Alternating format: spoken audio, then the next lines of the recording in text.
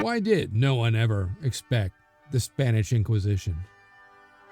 How did Spain go from the dominant power in Europe to an also-ran in less than a century? And what's up with Portugal?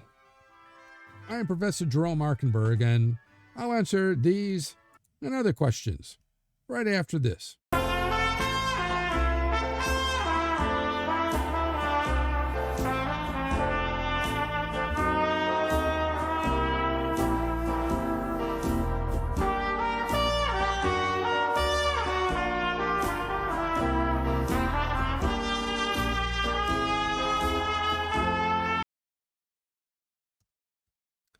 Hi, Professor Ark here, and I've been teaching a wide variety of history courses at colleges across this country for the past 30 years. In this video, I'm going to tell you all about the decline and fall of Spain under the Habsburgs and the fall and rise of Portugal under the Habsburgs. At the end, I'll have the wrap-up quote on this video. But first, make sure to click like, share, and subscribe, and that little bell thingy, so I can continue to bring you more great videos just like this one.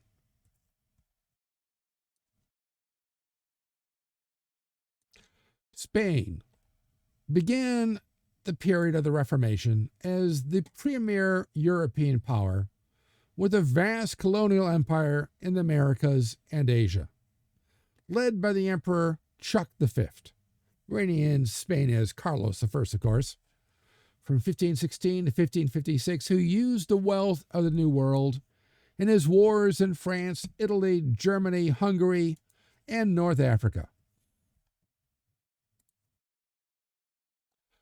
Succeeding to the throne of Spain after the abdication of his dad, Phil II, who took over, of course, as I say, in 1556 and reigned to 1598, spent his reign trying to stamp out Protestantism, which frittered away Spain's New World wealth in countless costly and ultimately unsuccessful wars. In 1556, Phil married the Catholic Queen of England, Mary, which, by the way, gave Phil the title but not the power of King of England. So he reigned but did not rule. And oddly enough, in the list of English monarchs, it's hardly ever listed as a King of Spain, though the statutes and rules always say Philip and Mary. So he gets to be king, but the English didn't quite trust him, so he didn't actually reign. Anyway, he hoped to bring the English back to Catholicism and use its vast resources against the Protestants. But Mary's early death without a child in 1557, unfortunately for him, nixed these hopes. And it didn't do Queen Mary any good either. Phil's efforts in Portugal were more successful, as in 1580, he seized the country and its vast overseas empire for himself during the succession crisis, which I'll talk about in a few slides further on.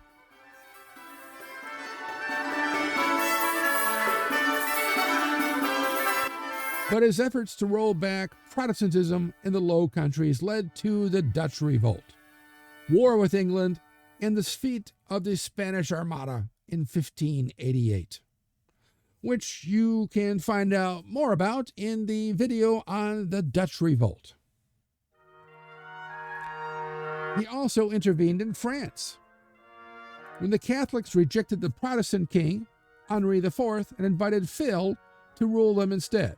And again, that's in the video on the French Huguenot Wars. However, this long war, 1589 to 98, saw Spain's final exhaustion, and the country began a long decline. Phil was unable to prevent the loss of Spanish North Africa in 1574, which his father had done so much to claim Tunis and Algiers and other places to keep Muslims from attacking Spain again.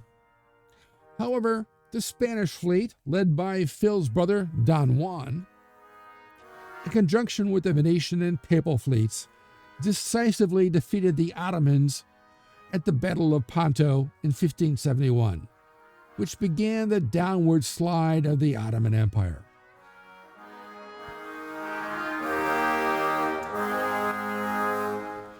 Phil III succeeded his father in 1598, reigned until 1610, and devoted himself to religious affairs, letting the administration fall into corruption and nepotism, leading to a bloated bureaucracy, the destruction of the free peasantry, and declines all around in agriculture, industry, and trade.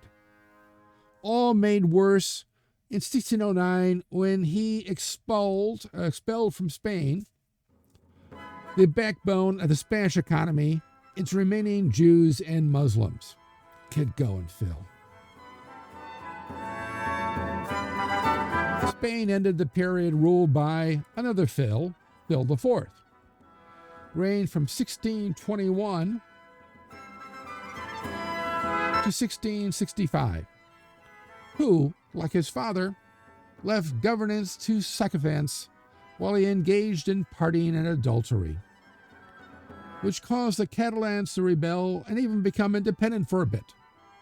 From 1640 to 59, 19 years of freedom, and allowing Portugal to regain its independence in 1640. Speaking of Portugal, what's up? The country began the era with an expanding world empire. Look at all these areas in green and all these little areas in red. These are all the areas that Portugal controlled. Conquering and establishing bases along the African coast, Brazil, India, and Southeast Asia, the Spice Islands, and even some up in China and Japan. At home, the reign of King John III from 1521 to 1557 brought the Inquisition and the Jesuits, both of which kept Portugal in the Catholic fold. Oh, he looks angry. He just ticked off.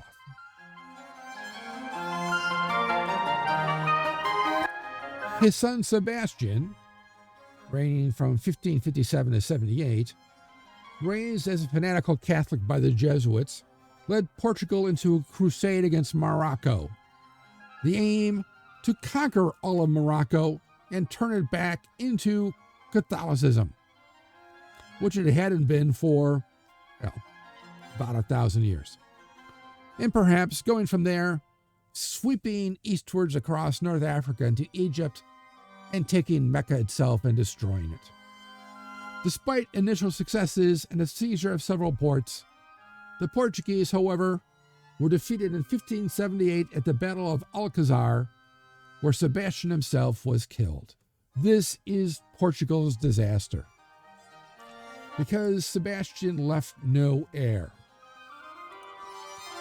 No child, I should say. The country then fell into the control of his uncle, Henry, Cardinal, and the Grand Inquisitor, seen here, who only reigned for 2 years, and already an old man, died after this short reign, sending the country into crisis, leading to its annexation by Spain's Phil II. Under Phil II, III, and IV, Portuguese interests took a secondary role to Spanish interests in wars, putting the Portuguese Empire into a decline from which it never recovered. Its possessions and bases were attacked and taken by both the Dutch and the English as part of their wars with Spain.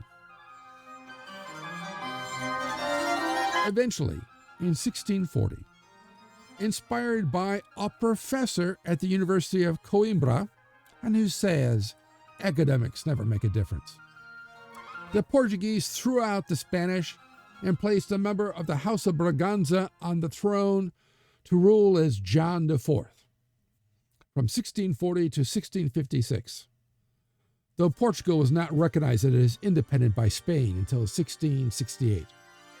and you could tell how low the mighty Spanish Empire had fallen.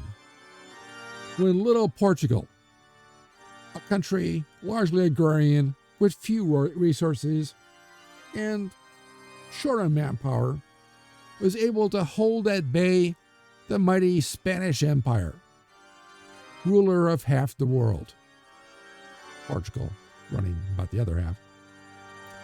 Though Portugal was not recognized as independent by Spain until 1668.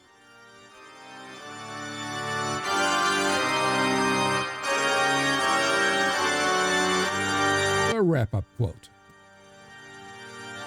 He stated that all, or at least the greater part of them, were Protestants. Immediately, the general sent him back to his countrymen to say they must surrender and give up their arms, or he would put them all to death. And so they did.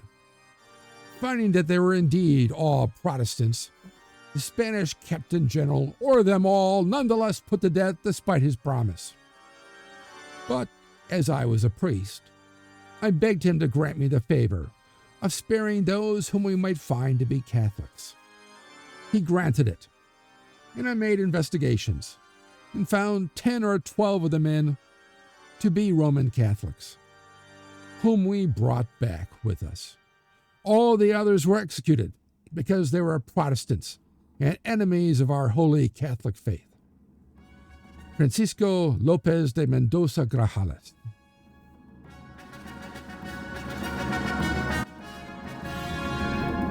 So, let me know what you think of this quote, whether it's true or not, whether you liked it or not, in the comment section below. And also, what you liked about this video, and what other historical topics or subjects you'd like to see in future videos. Be sure to hit like, share, and subscribe, as it will help me bring you more great videos, and click on that little bell thingy so you'll know when the next History Waits for No One video is posted. If you want to know more, there are recommended studies on this topic in the description below, along with other ways to connect with me. Thanks for watching, and I'll see you in the past.